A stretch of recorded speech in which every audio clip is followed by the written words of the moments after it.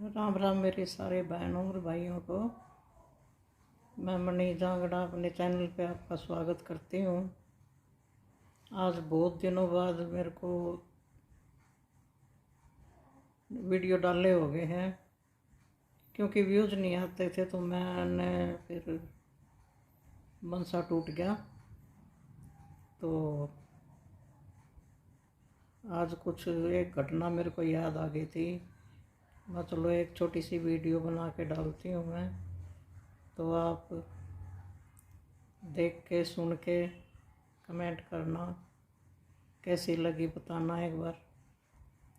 तो बात ये थी कि कहीं गांव में लगा लो या शहर में लगा लो, मतलब बाप था और उसका बेटा और एक बहू थी, रहते थे। तो अब वो बहू थी थोड़ी सी आजकल के बहुत ज़्यादा पढ़ी लिखी।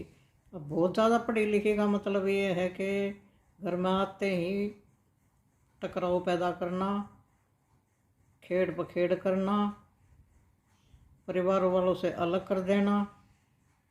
ये पढ़ी लिखी करते हैं आजकल, सब नहीं करते, बाकी तकरीबन हो रही है ये।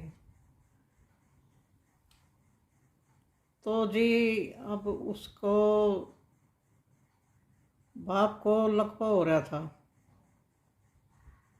और वो बेड पे था पूरी तरह से। अब जी सेवा कौन करे, सेवा तो करनी बस की नहीं आजकल। तो उसने क्या करा कि बहू बेटे का प्रोग्राम हो गया, बोले चलो बाहर चलते हैं घूमने, बहुत दिन हो गए। बोले अच्छा चलो। वो था ही गुलाम उसका। तो न बोले फिर पिताजी न बोले इनको ऐसा करते हैं, इनको यहीं बंद कर देते हैं, बंद करके चले जाएं, पीछे से अपने आप ख़त्म हो जाएंगे बगैर खाए पिए। ये विचार थे उसके बहू के। तो जी वो चले गए ताला बंद करके, बाहर का चले गए। तो जी वो पड़े पड़े उनसे हिला नहीं जावे, पानी नहीं लेके पी सकते खुद आप, खुद अपने आप। तो अब उसने सोचा पड़े पड़े गया तो कोई ज़िंदगी नहीं, इससे तो मर जाना बेहतर है। तो उसने जी क्या करा, उसने थोड़ी सी हिम्मत करी, था तो लकवा, लकवे में तो जान रहती नहीं है।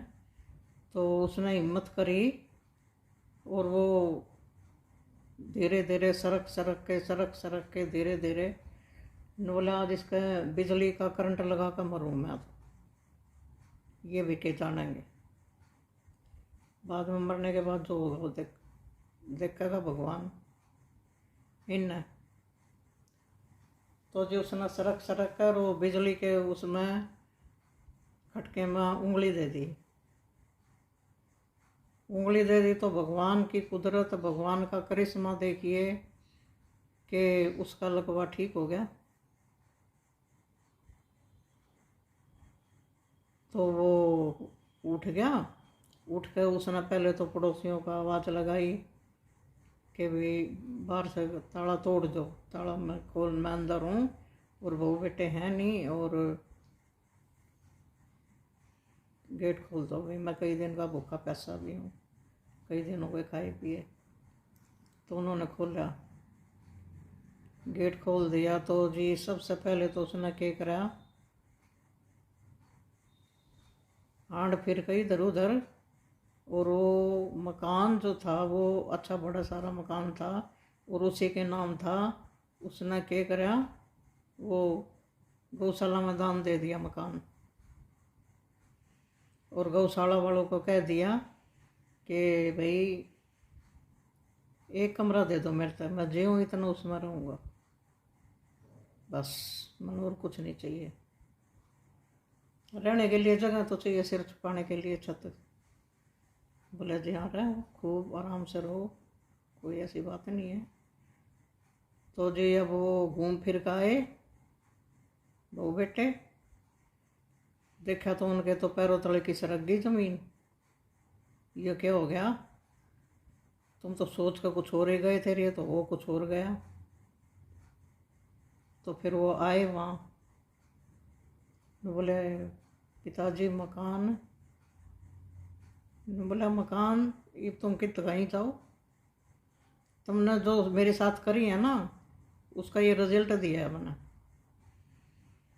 और उस बहू के माँ बाप बुलाए कि देखो थारी बेटी की एक करामात, तुमने ये शिक्षा देकर भेजा था हैं। तो अब माँ बाप क्या करें? जब औलाद निकम्मी हो तो माँ बाप क्या करेंगे? बाकी शिक्षा का बहुत बड़ा, जैसे शिक्षा दो बच्चे को तो फर्क पड़ता है बहुत। वो पुरानी कहावत है कि देखे बाप घर और करे आप घर। जैसे शिक्षा दोगे वो लड़की वैसा ही करेगी आगे जाके। बोले अब रह लो मकान में, अब प्लाट लो और बनाओ तो पता चलेगा तुमने।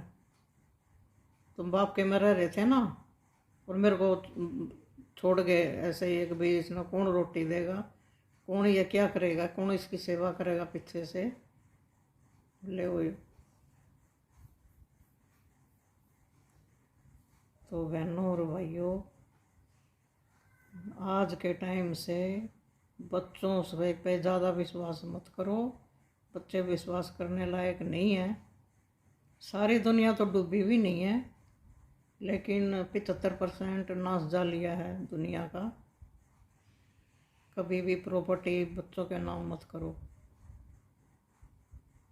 सबसे बड़े दुश्मन हैं ये, बच के रहना चाहिए। तो आपको कैसी लगी ये मेरे को बताना ज़रा कमेंट करके। वीडियो डाले तो बहुत दिन हो गए मेरे को। तो धन्यवाद।